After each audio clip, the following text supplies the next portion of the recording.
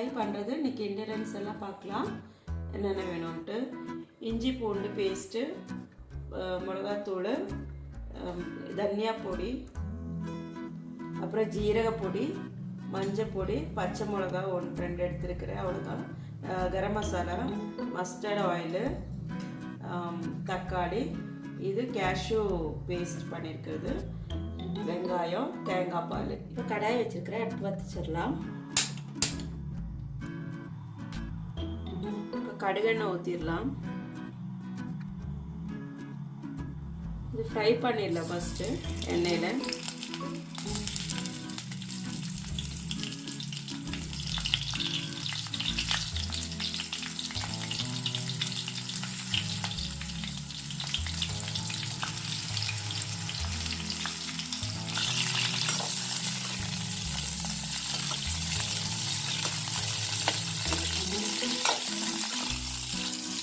நல்லா ஃப்ரை ஆச்சு, எடுத்துடலாம். இது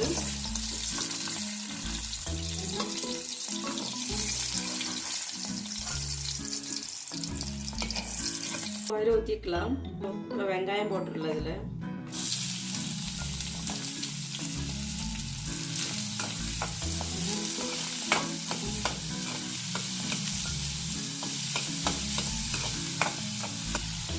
இப்போ உப்பு போட்டுடலாம்.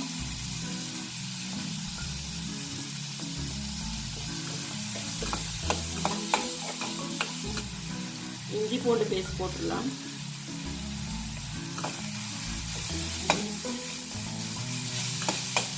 இப்போ மஞ்சள் பொடி போட்டுடலாம்.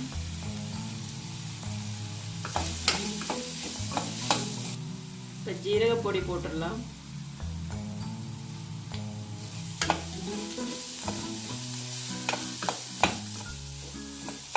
இப்போ மிளகா பொடி போட்டுடலாம்.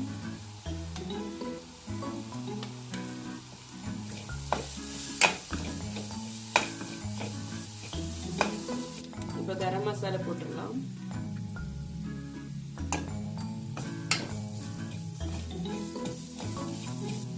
இப்போ தனியா பொடி கொஞ்சம் போட்டுடலாம்.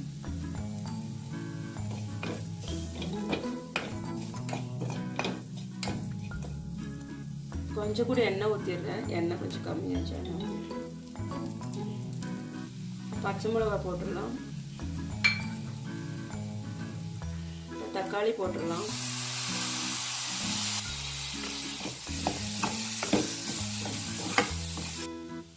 கேஷ்யூ பேஸ்ட் பண்ணியிருக்கிறது அதுவும் போட்டுல. இதில் இந்த காய் போட்டுடலாம்.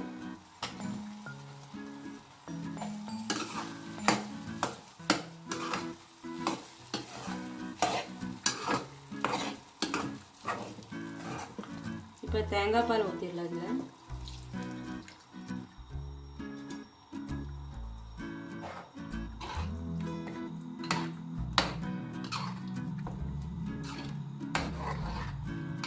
கேஸ் ஆஃப் பண்ணிடலாம். ஆயிடுச்சு. நல்லா பாருங்கள், நல்லா கிரேவி மாதிரி வந்துருக்கு பாருங்கள். காயெல்லாம் நல்லா வெந்துட்டுருக்கு. சூர்ணமான சுண்டைக்காய் ரெடி ஆயிடுச்சு. எல்லோரும் ட்ரை பண்ணி பாருங்கள்.